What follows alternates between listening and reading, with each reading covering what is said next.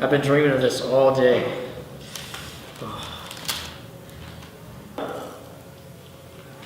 Just what the doctor ordered. Or didn't. Oh, you. Oh, this is good. This is even better than imagined. It's so good. Glad you're happy. There are no words to describe what I'm feeling, dude. Oh my. Well, before you get too carried away with your lasagna, please remember that there's no such thing as a free lunch. Ah, yes. The team question. The team question indeed, at least for me. It is for all of us, Jake. Leading a team is 20% theory and 80% trying things until something works. Well, I've been trying things. Nothing works, but I have been trying things. Say, more about the theory? Is there really such a thing? Oh, yes. For instance, which of the following words best describes your team? Form, storm, norm, or perform? After looking at Lisa's numbers, I would say that perform's out. I'm inclined to say storm, but can you give me more detail on the norm category? Sure thing. You know you're in the norm phase when everyone knows and agrees with their roles and any processes you have as a team. People seem calmer. They're clearer on what's expected of them and do it without any guidance. Sounds nice. Very far away from the phase my team is in, but I like the idea of norm. Sounds like a good place to be. Oh, it is. Everyone begins to breathe a little easier. Things start working out in a constant direction for you. How do I get there? By storming. That doesn't sound like much fun at all. Jake, how often does your team bring up concerns they have about other people's work within the team? So often, I sometimes wonder how they have the time to finish their own work. They probably aren't doing much of it if they're stuck in the forming stage. Sorry, let me back up. The forming stage is characterized by excessive politeness and distance of team members as they get to know each other and their individual strengths.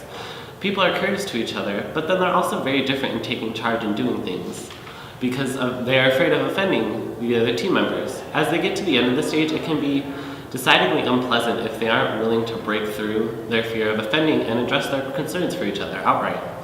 You become the intermediary for all of their disputes. Sounds familiar. How long does this form stage last? It's been over 9 months now, and we aren't getting anywhere, as is evidenced by our close ratio. Look, you didn't hear this from me, but when my team was in the form stage, my close ratio made yours look spectacular. Mine too. So how do I get this norm and perform? Through the storm. But I can't stand their whining now. How am I going to survive what they'll throw around during the storm phase? Personally, I don't mind the storming phase. Gets everything out on the table that your team has been stewing about themselves to you. So they're stuck being nauseatingly polite to each other when they're together and horrifyingly hostile towards each other when they're alone with me. I told them to grow up and sort it out, like I tell my kids. It works for them, shouldn't it work for my team? I guess the question you need to ask yourself is if it is really working. Well, at least they leave me alone afterwards. For a while, at least. But do they do their work effectively after they leave you alone? Obviously not. Okay, storm it is. How can I proceed? In order to get through the storm, I hosted a 2-day meeting at my house. While we were there, we created our norms, values, roles, and vision. That sort of thing, it was fun. What are you talking about? What are norms, values, and vision? I'm from sales, remember? Keep it simple with me. You were in Jessica's division before you came over here, yes?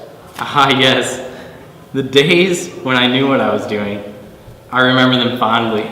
Say more about working with Jessica. Well, it was easy. We all knew what we needed to achieve. Jessica made sure we had the skills and tools needed for the job. So we went out there and did it. It was a lot of fun. Being on a good team usually is. When you say everybody knew what we needed to achieve, how did you know? I guess Jessica was really clear about what numbers we needed to hit and how we needed to hit them. She had the goals put up on posters around the office, and alongside the goals were her rules of the road, she called them, and I thought they were silly at the time, but at least you knew where you stood with Jessica. You were either on the poster as a success, or you weren't, and you either did it the way she expected, or you were gone. Jake, what you're describing is Jessica's vision and norms. She had a goal for the team in ways in which she wanted it done.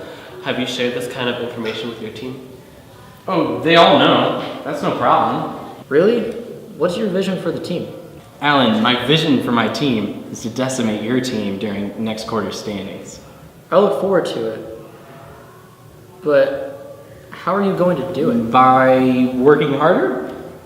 Getting my team to work harder. How are your overtime hours? Your point? You can't work any harder, Jake. I've seen your people. They're tired and worn out. You need to work smarter. And in order to do that, you have to put them first. We're already behind as it is.